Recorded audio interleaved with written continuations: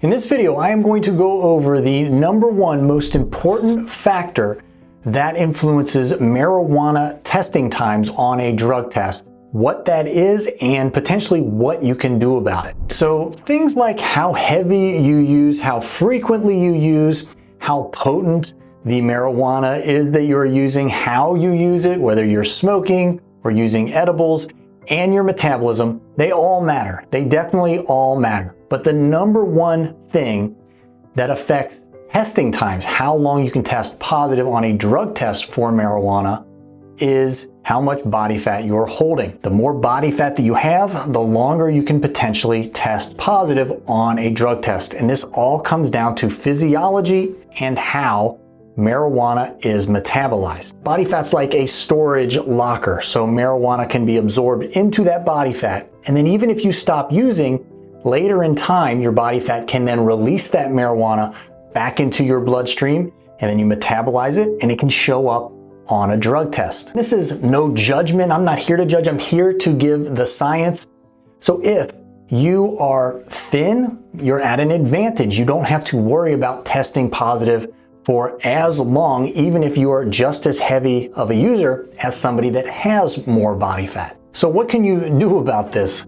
Well, it's pretty obvious here. You can reduce your body fat, but you have to do it in a very specific way. And again, there's a link in the description with our masterclass, and it goes into a little more detail about how to go about doing this, as well as everything else that you can do to be best prepared to pass a marijuana drug test. But what you need to do is reduce your body fat so those storage lockers that you have for THC are reduced. But I'm going to be very particular about this and very intentional. It's great to lose weight. It's great to lose body fat just for health reasons. But if you've got a marijuana test scheduled and coming up, you want to do that losing body fat no greater than 2 weeks, I would say, before that official test. Here's why. Losing body fat along the way, getting healthier, reducing the storage lockers that you have to store THC is great, but if you are losing body fat too close to that official test, you could actually be doing the opposite of what you are trying to do. You could be intentionally